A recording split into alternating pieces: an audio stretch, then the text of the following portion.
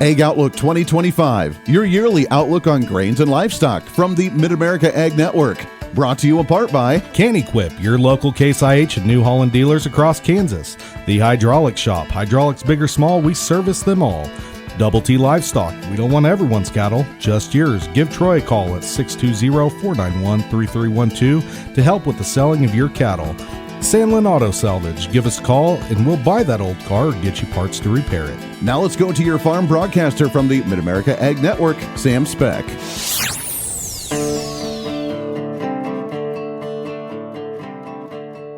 Hello and welcome in to another edition of the 2025 Agricultural Outlook presented by the Mid-America Ag Network and broadcasted on our many respected affiliates through both Kansas and Oklahoma. I'm your farm broadcaster, Sam Speck. Happy to have you along with us as we take a deeper dive into the outlook of 2025. Of course, recapping some things from the previous year, but more importantly, looking ahead to the upcoming year in the agricultural sector and what that means for land market considerations. Also, we'll take a dive into what will trade policy look like in the second term of U.S. President-elect Donald Trump. Also, expiring tax cuts to be revived in 2025. And on this episode, we'll also take a deeper dive into the wheat, corn, soybean markets, as well as other agricultural commodities for the upcoming 2025-26 growing years, and what does that mean for producers and other farmers across the United States. We'll also take a dive into this new administration and what that means for farmers and the farm economy, all right here on the Mid-America Ag Network. Sit back and relax as we take a deeper dive and outlook the 2025 year for the sector of agriculture. We will start mostly in the world of politics here on this episode as we will talk about the elephant in the room. 2024 Agricultural Outlook here on the Mid-America Ag Network. We did not have to welcome in a new administration like we do this year and what that means and how it will affect the agricultural community. President Donald Trump's administration begins to take shape. U.S. agricultural stakeholders are wondering about the possibility of a second trade war due to potential tariff increases. A couple experts spoke upon the topic during Ask the Experts presentation on the U.S. Ag Trade Outlook during the NAFB National Convention in Kansas City. Andrew Brandt, Director of Trade Policy for the United States Grain Council, says things could be a little different during the second term of Donald Trump. I think that could be a little different, honestly. If you look at last time, it was 232-301, which is kind of a president-only authority granted in statute. They're now talking about Congress putting it perhaps more permanently. I don't know exactly what they will do, but they're potentially talking about higher tariffs as well as more broad tariffs for any import coming in. We don't know that for sure, but that is some of the things they were talking about, which I would say during the last Trump administration, I was on Capitol Hill. I would say they potentially are a little different. Now, the long-term impact of that, I don't know. I think from our perspective, I mean, the election was the election and the President-elect Trump has he's not hiding what his plans are. I think we hope that, this potential effort we're going to go through is a means to an end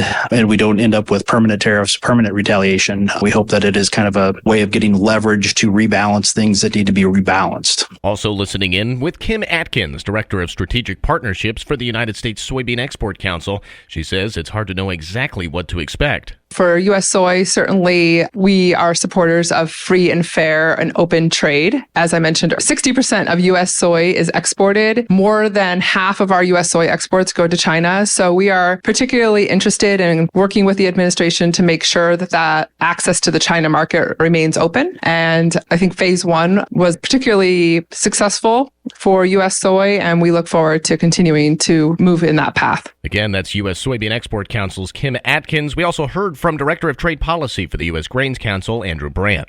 Speaking a little bit more on those tariffs, as President-elect Donald Trump has laid out his vision for blanket tariffs on Canada, Mexico, as well as China. Trump announced on his social media platform that one of his first executive orders will be slap that immediate 25% tariff on all Canadian-Mexican products entering the United States. Trump's rationale is that such harsh economic sanctions will force the U.S.'s two neighboring countries to curb the flow of illegal drugs and migrants across America's northern and southern borders. Mexican President Claudia Sheinbaum stated that her country could respond to United States imposed tariffs with sanctions of its own, but warned the economic consequences would be dire for all concerned. The Mexican president went on to say that the main exporters from Mexico to the United States are factories owned by General Motors, Stellantis, and the Ford Motor Company. So why apply tariffs that put them at risk? Now, a Canadian-born author, educated and living in the United States, thinks Trump might have a much larger plan. David Frum is a political commentator who was a speechwriter for George W. Bush. Today, he is senior editor at The Atlantic magazine. Frum says that, for Donald Trump, free free trade between tightly integrated neighbors presents a winner-takes-all scenario. Frum suggests that Trump's endgame might be forming North America into an exclusive trade bloc where most outside economies can largely be ignored. What Trump is about is we're going to retreat from free markets. Trump does not believe such a thing as a mutual gain from trade. There's a winner, there's a loser. Someone who dominates and someone who is dominated. And Canada's going to have to make some very difficult choices. USMCA becoming a protectionist bloc. At some point, Canada may have to choose between keeping open the benefits it gets from USMCA and trading freely with the rest of the world. Import tariffs that raise the specter of retaliation remain unpopular with farm leaders. With some exceptions, President-elect Trump vows universal import tariffs of 10 to 20% and 60% on those Chinese goods to bring manufacturing jobs back home and raise revenue.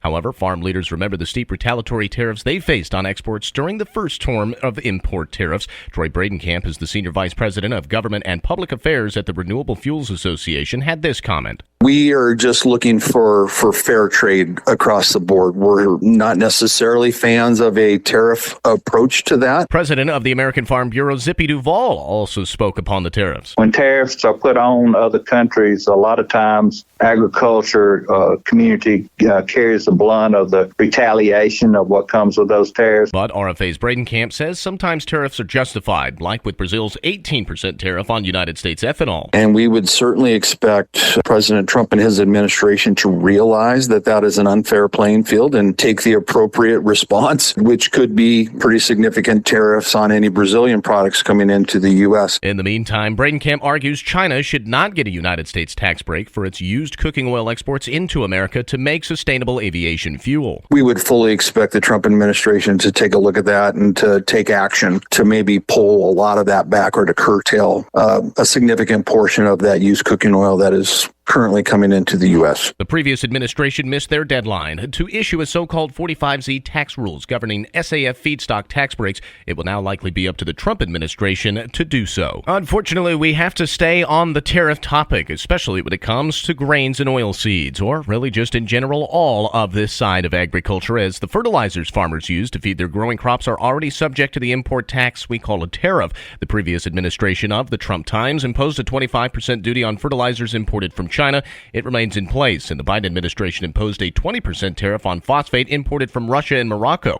Josh Linville analyzes the fertilizer marketplace for StoneX and says if the incoming Trump administration imposes a 10% tariff on all goods coming to the United States, it will do more than simply raise prices. The anticipation was the penalty would be paid by the nation that they were imposing against Morocco, against Russia, and they would have to pay their 5, 10, 15% duty to the government in order to bring tons in here.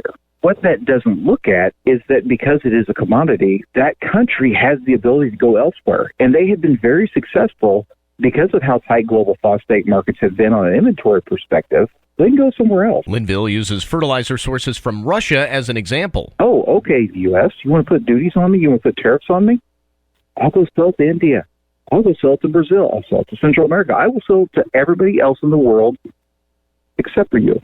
And Morocco has done the same thing. And so from that perspective, we have basically chopped off two of our most efficient and reliable suppliers of inventory and had to rely on less efficient supply lines around the world. Less efficient means higher price. United States Department of Agriculture reports phosphate fertilizer prices rose by 93%. As for President Trump's campaign promise to impose a 60% tariff on incoming goods from China, it would not impact the fertilizer market in the United States because that flow has already stopped. However, he says an expanded trade war that would include all imported goods from all countries would become an issue. And that's the problem with Russia. They are a major exporter, a major supplier of all fertilizers, phosphate, potash, nitrogen.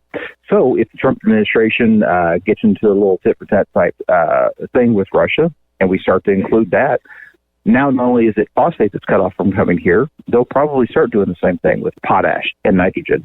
Again, cutting off these logistical, efficient trade routes. Setting aside tariffs, the StoneX analyst is already concerned about the supply of urea and says the tight supply situation could drive all nitrogen fertilizer prices higher into this spring. Now we'll shift gears into the world of import-export news as we caught up with USDA's Gary Crawford. He says many United States ag products could face more export headwinds in the upcoming year. USDA is out now with its new ag trade forecast for this 2025 fiscal year. It's kind of a a continuation of some of the short-term trends we've been seeing over the last couple years. USDA's chief economist Seth Meyer's description of that new forecast that is projecting U.S. ag exports at $170 billion, down from last year by about $4.5 billion.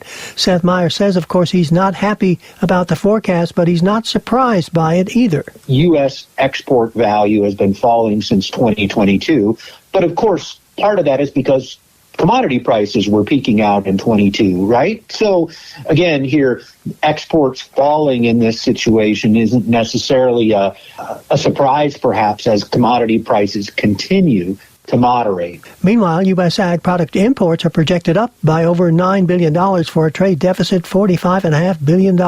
He also says that the USDA is projecting another year of rising imports of agricultural products. While U.S. exports of ag products next year are expected to fall for the third year in a row, at the same time, imports continue on with growth in their steady pace. USDA's chief economist Seth Meyer says that pace is not a slow one.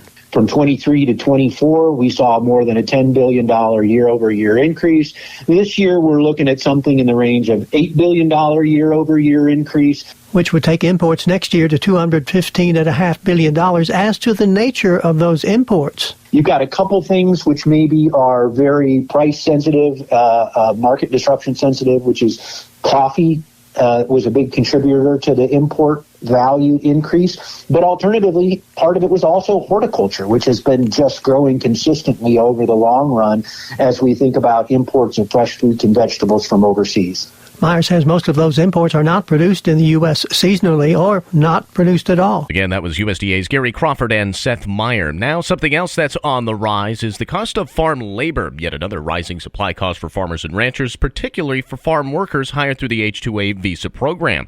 Samantha Ayub, an economist with the American Farm Bureau Federation, says the recently released farm labor survey gives us a snapshot of labor cost across the country. Field and livestock worker wages were $18.12 nationally, up 3.2% from the 2023 release. However, no one realistically pays the national wage, so regionally there was an average of about a 4.5% increase in regional wages. Ayub says wage rates differ dramatically across the United States. There was actually a decrease in the Lake region, Minnesota, Wisconsin, and Michigan, down 2% to $18.15. But then we have places like the Southeast, Florida, Alabama, Georgia, South Carolina, with nearly 10% increases. California is finally not the highest paying state in the country. They've been surpassed by Hawaii at $20.08, up 7.2% from 2023. This report will be used to calculate the adverse effect wage rate for 2025. The Farm Labor Survey's combined field and livestock worker wage becomes the adverse effect wage rate that DOL uses for 6 different standard occupation codes, and that's going to comprise 96% of H-2A workers. In December, they will post the adverse effect wage rate, which is in essence copy and pasted from the Farm Labor Survey, and that will become the field and farm worker wage for H-2A workers. It's also going to vary across the country as to when you have to start paying that wage because of the injunction on the worker protection rule. We'll now look ahead to 2025 crop season as interest rates are starting to fall, which is a good thing for United States agriculture. David Widmar, an economist with the Agricultural Economic Insight, says it'll take time to feel the effects of the drop. We went from 3.5-4% farm level interest rates up to 7.5%,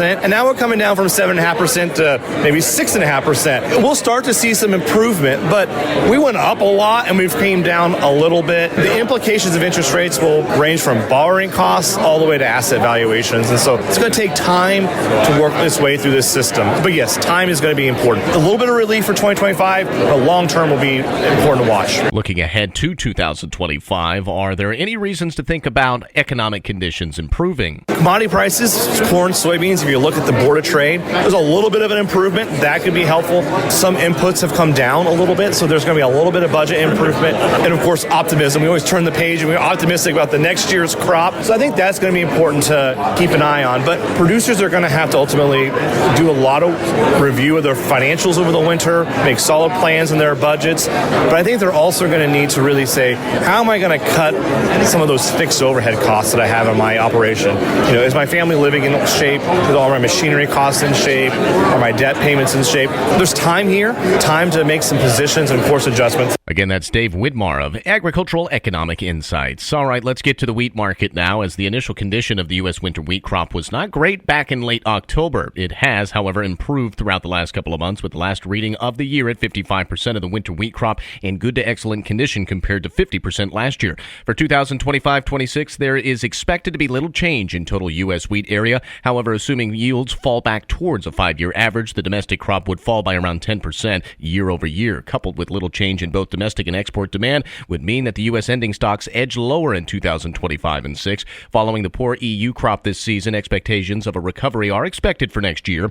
Area is expected to grow, while yields being in line with the average should see the EU crop grow by 7% year over year, almost to 132 metric tons. Similarly, it appears Ukraine has seen stronger winter wheat plantings, which could see the total wheat harvest growing by around 9%, or 25 metric tons. However, Russia is expected to see yet another poor crop. Dry weather through the autumn delayed plantings, and as a result, area has also shrunk. This could see Russia's wheat crop fall around 1.5% year over year to almost 80 metric tons. Concerns over a small crop have seen the Russian government reduce its export quota to 11 metric tons from February to June, down from 29 metric tons for the same period of 2024. The cut in the quota wasn't too surprising, given the lower poor harvest this season, and with prospects of another poor harvest in addition, the government also raised the export duty for wheat as well.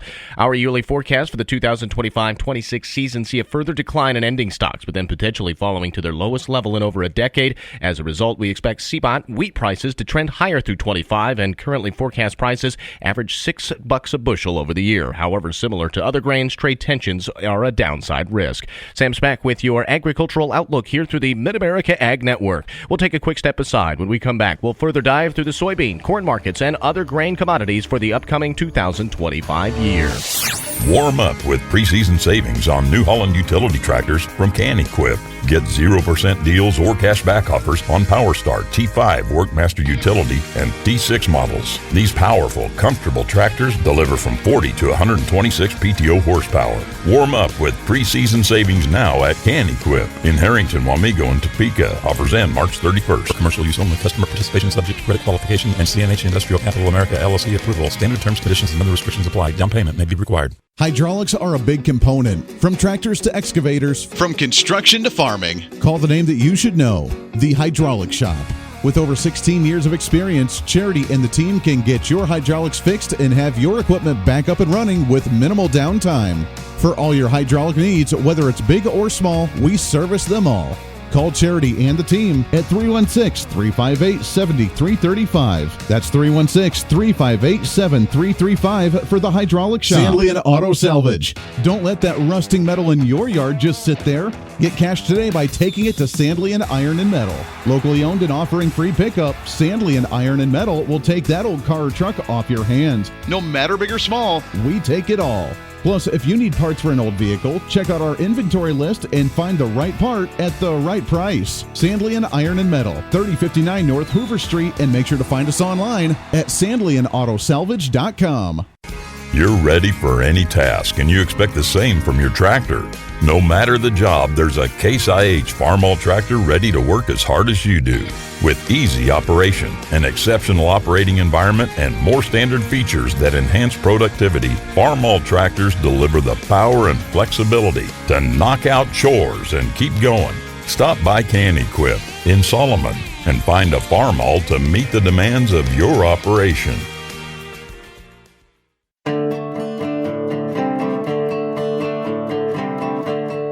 Welcome back in. Sam Spack, your farm broadcaster here on the Mid-America Ag Network with your 2025 Agricultural Outlook, broadcasted on our many respected affiliates through both Oklahoma and Kansas. As we get ready to conclude this year's Agricultural Outlook, we're not done yet. We'll take a deeper dive into the soybean and corn crop for the upcoming year, as well as other commodity news and much more, all right here on the Mid-America Ag Network. Focusing first on soybeans. As we look back to 2024, growers battled unpredictable weather from drought drought to flooding and increased disease and pest pressures. As we look ahead, who knows what conditions or outbreaks will hit? Chad Thriewitz, Syngenta agronomist, is here to share how you can get the most out of your soybeans in 2025. He first talks about the weather in his region and how 2025 could be completely different. Well, specifically this year, it was so variable across the board for my region. We had farmers that got planted early. Crops looked really good. We had other areas that it started raining and did not quit and never gave us a chance to get in. And we paid for that all season long. So I think it just sums up that no two seasons are alike, and it's really hard to predict what that risk may be, especially when you start looking at early season planting conditions. He talks about the importance of improving plant health and crop safety for root and shoot growth, regardless of pest pressure. For years, we've had Saltro fungicide seed treatment and really saw the benefits of it on sudden death syndrome and soybean cyst nematode protection without gaining any additional stress on the plant. The more we have looked at this, there's years where we don't have those diseases, but we've still seen benefits to that healthier plant up early, faster out of the ground, just a stronger, more robust plant. We've turned MagnaSafe technology, the ability to protect that plant above ground than we saw, but below ground. We've seen this when you compare root systems, they're healthier. You get a better root system in soybeans. We don't think of that a lot. We think about more in corn, but with soybeans, the same holds true. So enhancing moisture, improving nutrient uptake, just going to maximize our potential. Thriewitz talks about his recommended seed treatment for the next growing season. For 2025 or any season, we never know what challenges are going to be out there. It helps to make sure that we can improve our plant health and looking at that return on investment, whether we do have heavy disease or we don't. We've seen a 1.5 to 4.5 bushel increase where we didn't even have a lot of those diseases. But where we do, the rate of protection with Saltro fungicide seed treatment helps us on soybean cyst nematode. That sometimes creates an infection site for sudden death syndrome or red crown rot. Now, those nematodes can weaken and stress the crop. If we can improve that protection, we're going to upgrade our protection on sudden death and red crown rot that we've started to see more of even this year in Indiana. Again, with Syngenta is Chad Thriewitz. In conclusion, let's talk about the corn industry. And unless corn prices rally, we anticipate that farmers will likely reduce acreage, just as they did for the 2024 season when acres were reduced by 3.9 million. If another 2 million acres are lost in the year ahead, that would be a loss of nearly 6 million acres in 2 years.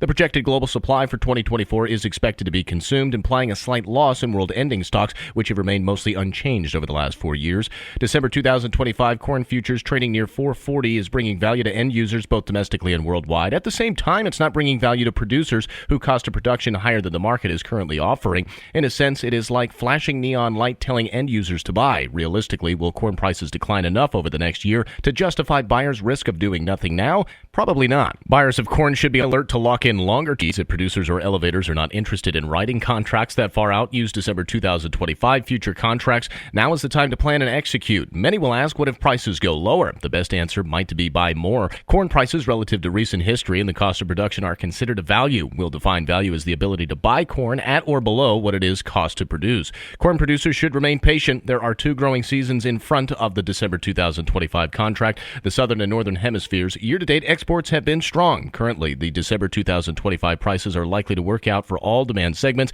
yet it is important to set target points at higher prices to sell. Consider buying call option post-harvest 2024 for the 25 crop. If prices hit your targets, sales will be made on a rally with re-ownership already in place. Too often, rallies come and quickly disappear. Discuss with your advisor how to implement this approach so you can choose the best tools for your operation.